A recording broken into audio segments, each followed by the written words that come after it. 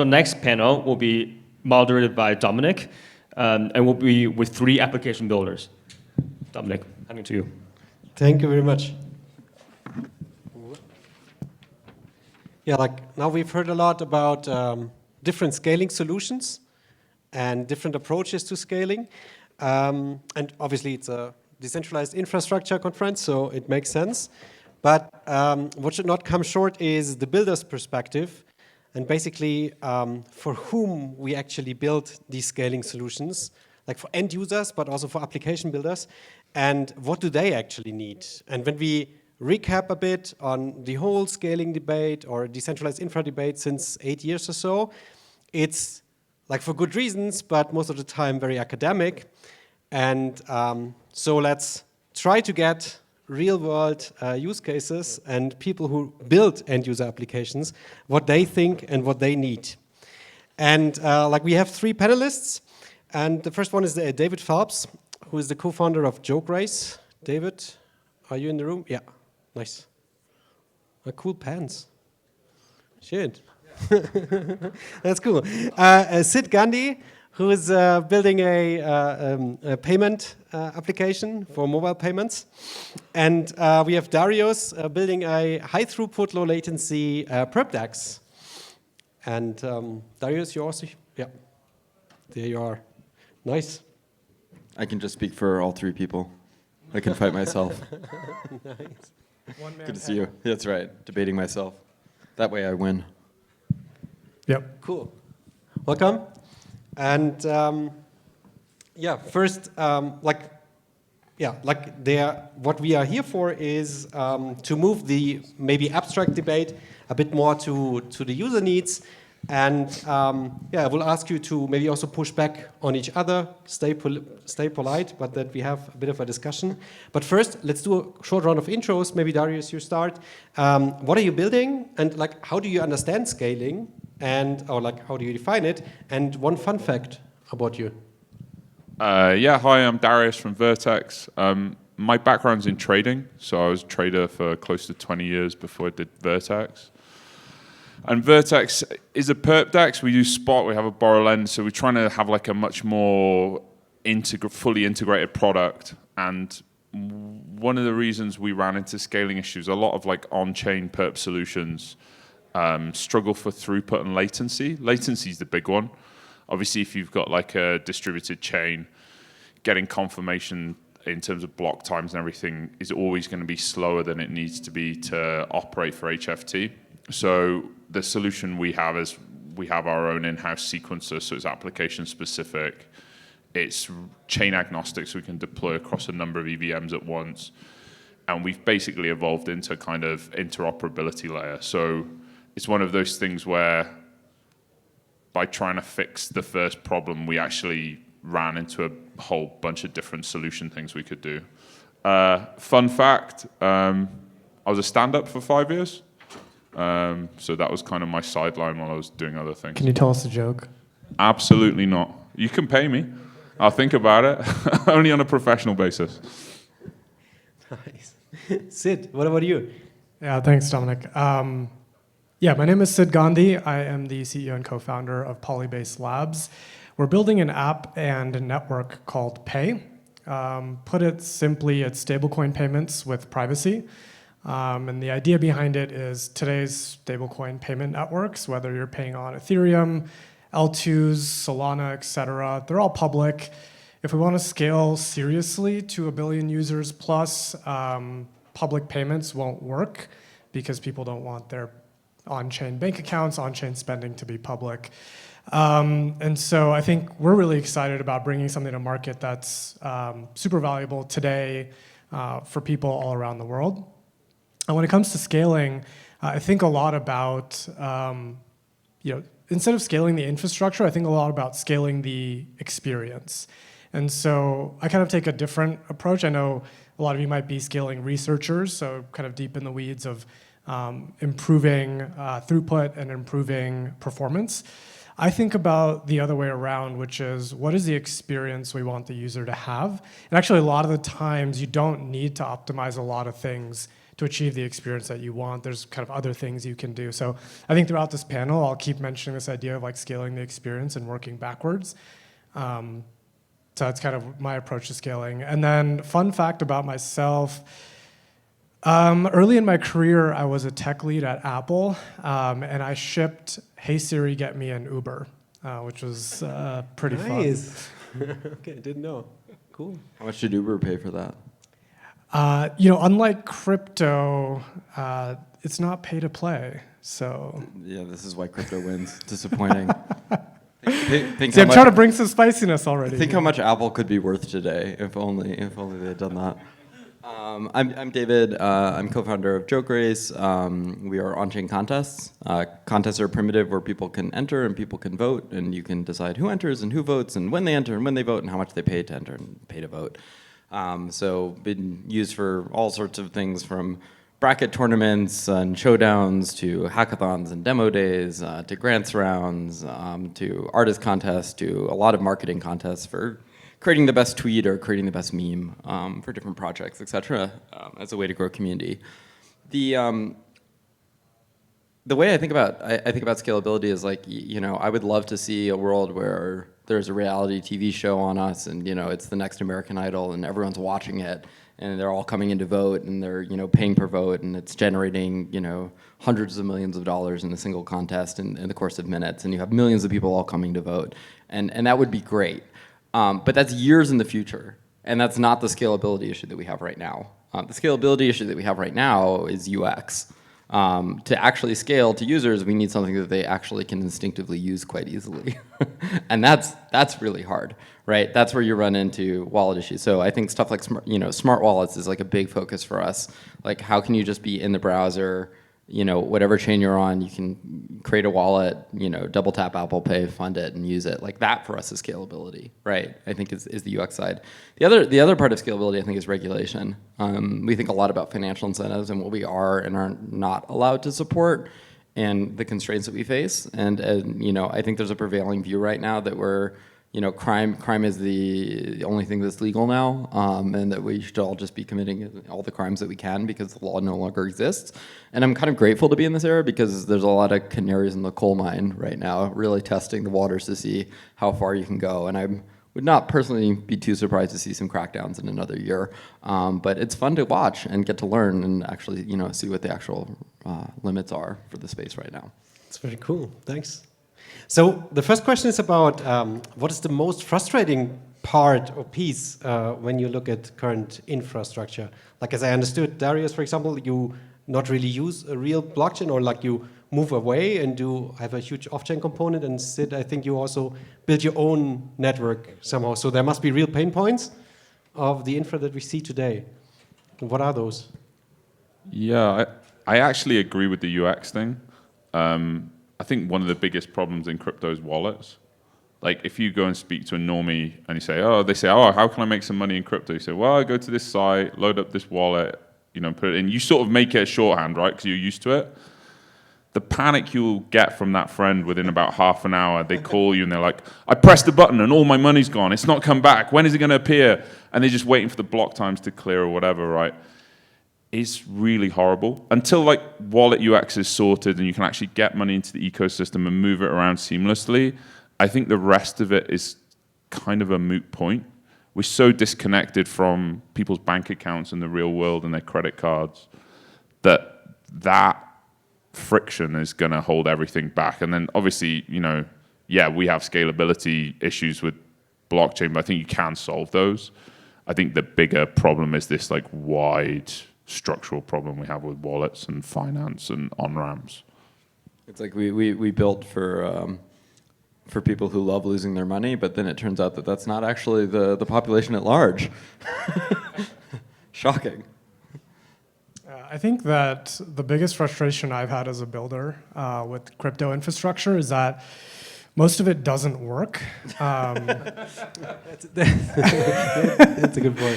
It's the crypto piece of it is really, friction. Just straight up, like, if you take 100 crypto infra projects, maybe one of them, you can actually go through the quick start and you won't hit like a red error thing, right? Like, you can quote me on that because I've done that many, many times. And so I think I'll boil it down to clarity, which is clarity on what works today, clarity on what's shipped in production, clarity on support, clarity on timelines. That's really missing. And so on one side of the spectrum, you have centralized exchanges, centralized providers, RPC providers. Those work pretty well. And they're actually, if a friend asked me, like, how should I get into crypto today? I just wouldn't tell them to use a non-custodial product except for pay. I would tell them to use Coinbase, right? If you want to buy some tokens, I would tell them to use Binance if you want to buy some tokens. And I think that's a problem. And so that's kind of, when you guys both say UX, like I 100% back that, which is on one side you have centralized exchanges, on one side you have today's non-custodial solutions. The non-custodial one has to look and feel exactly like Coinbase. And until it does, I don't think that many more people are going to come into crypto. I think famously, in this bull run, the number of people in crypto barely increased. I don't have the exact numbers, but in the last bull run, it went up by like 30, 40%. And so we're at a saturation point of the people that are willing to use these bad solutions, bad infra, bad UX. And we really can't get to the next scalability level without apps that feel exactly like Coinbase or Venmo or Revolut or Wise. And that's something that I'm really excited about building. Yeah, it does feel like even being here that even everyone at this crypto conference no longer even works in crypto. They're all just in AI. So I'm shocked anyone's still in this industry. I think the the challenges we run into is one is dependencies. On an ideological basis, like you really believe in self-sovereignty to a great degree, right, in crypto, but it's also a practical thing as a builder. Like you want to be able to make sure that you are not locked into walled gardens, right, and that you are able to use permissionless services. And so much of the infra has been built as SaaS products. Like the number of times that we've been asked to wrap our app is just wild. And it's like there would be massive UX benefits for doing that short term, but the dangers of like having all of our users suddenly dependent on a SaaS service, right, that can up their fees and undercut us at any moment is just gigantic. And so we don't do that. Most apps do, and I understand why they do. But like we're really dedicated not to having those kind of dependencies because every single time that we've had a dependency, it's broken, and it hasn't been on us, and the users blame us for it. And so, there's a lot of different. We're so afraid of that So we built scared. our own fucking blockchain. Yeah, right.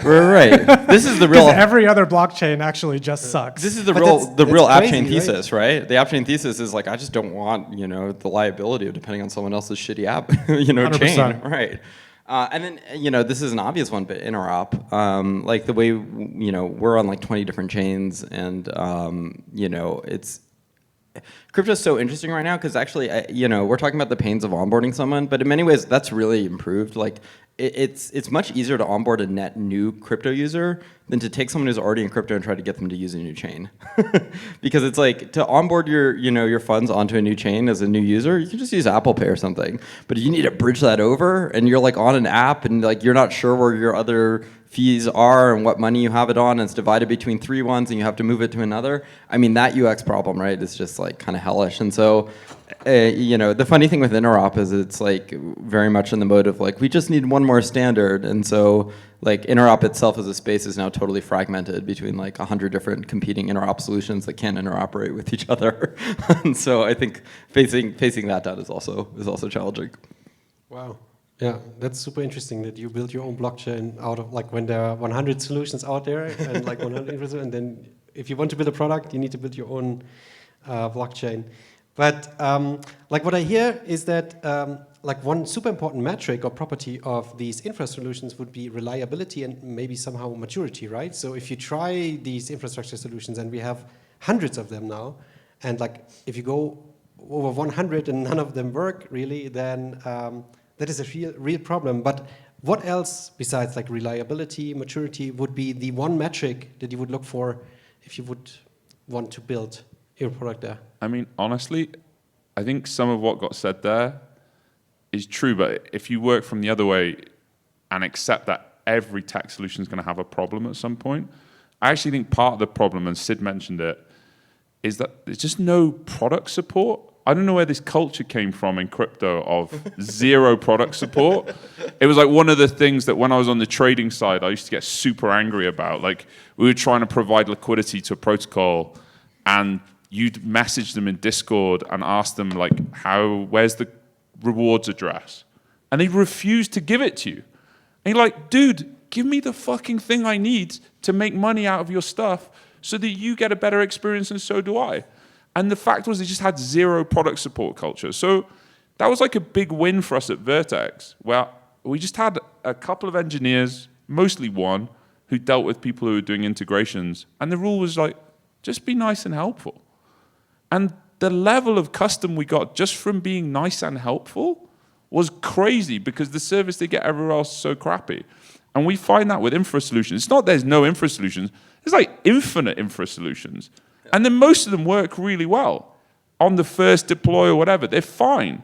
But then they make a code change or they do something, and then maybe the documentation is not updated. Okay, fair enough, happens. But you can't get hold of anyone. No one will reply to you. You can't fix it. I mean, who in this room has a safe? And this week can't move fucking assets because safe have been messing around with their front end because of the obviously we know what happened with Bybit, but please message, tell us how to get things done, help us out, give us a timeline, communicate. And I think that culture is rife, and it's rife for some good reasons, some bad, but it needs to change. I think the challenge is how do you build customer service and SLAs for a decentralized protocol, right? Those things are almost inherently conflicting. Actually, while you were talking, I just had an idea. We're all going to launch a protocol today on this panel, by the way. It's called SLA protocol, right? If you don't uphold drop the contract address. Yeah, I will, right? I'm deploying it right now. How about this, right? If you don't uphold a certain uptime or some metric, which can be actually validated in a decentralized way, you get paid back all your gas fees that you spent in the last month. Automatically. You could actually build that today. That's actually not very hard. It's probably 200 lines of smart contract code. But like, who's thinking about that? Who's actually thinking about that developer experience? Everyone says they are, but they're obviously not. So yeah, that's been a big frustration. And that just makes me really nervous because at the end of the day, yeah, we care about user experience. We care about the end user being able to do something. And any builder's worst nightmare is that some dependency is broken because they have no control. That's very scary. Would that be like that kind of user support? Like, you are the users of the infrastructure providers, right? So would that kind of user support more important than the grants, for example? Like, the whole industry lives on grants, right? And we give out grants to builders like millions, but would it be more important maybe to just set up a good user support?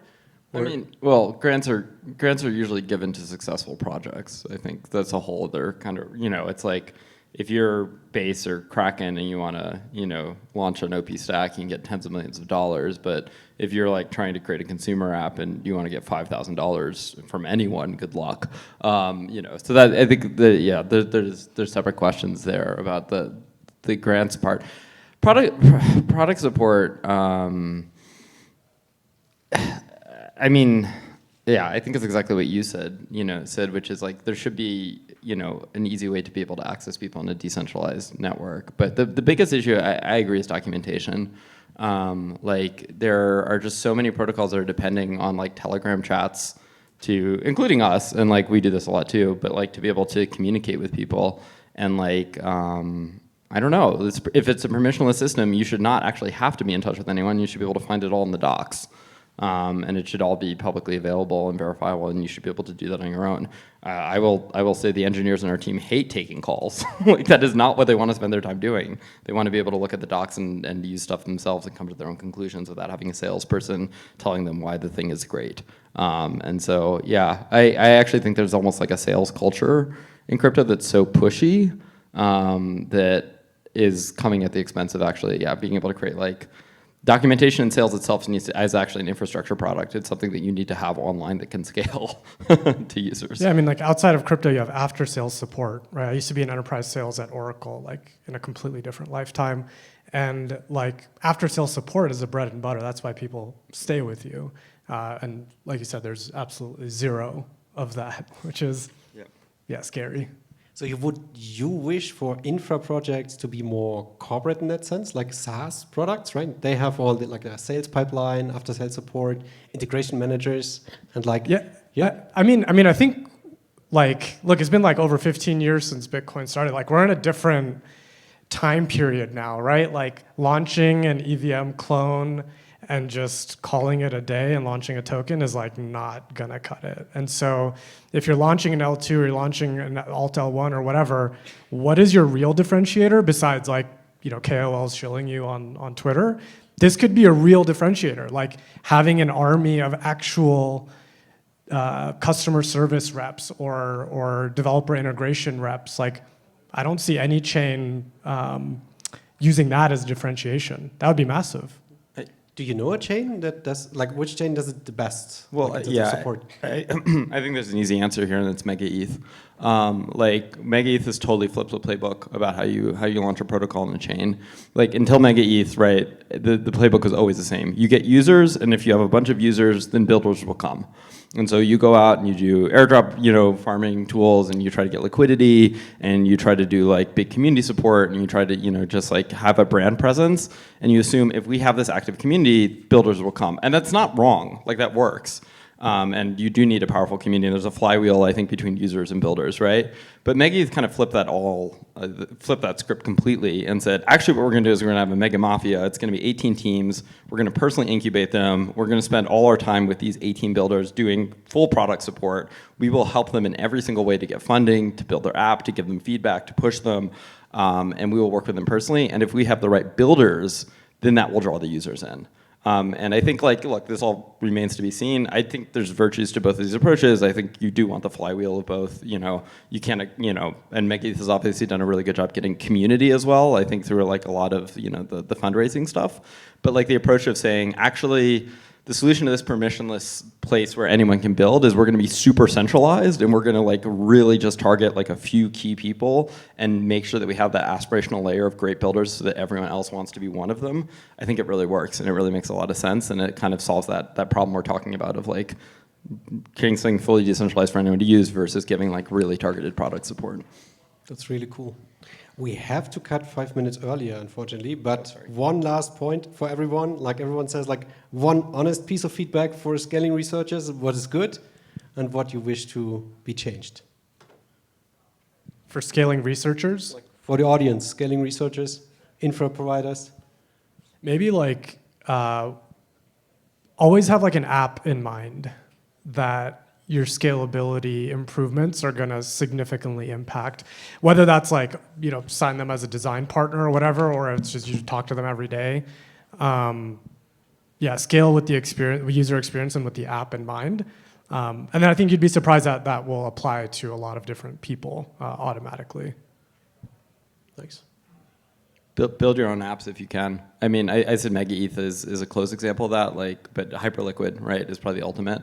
Like you want to capture the end user, and the end user is loyal to the app. They're not really loyal to the chain. And so like you also, if you're building amazing tech, but you need users, it's not going to happen unless a great app is there. And the best way to ensure that great app is there is to be as close to it as possible in supporting it, incubating it, building it. So work with apps, please. I think be prepared to compromise a bit. I think some of the successes that got mentioned, say Mega ETH, was because they were willing to be a little bit more centralized, pick some winners. I think the idea of being like provably neutral is just kind of dead. It's so pointless. Everyone hates it. And it's very difficult. If you have a successful protocol and you are dealing with a chain and they're offering the same support to you as they do to a new startup with no users, it's very frustrating as a founder to go and engage with that and feel, well, this isn't fair, actually. I'm bringing something different. So I think just abandon all that and just try and build good shit. And if you do that, then we move forward. And if you don't, it's going to be bad. Thank you very, very much. A round of applause for our panelists. Yeah, and with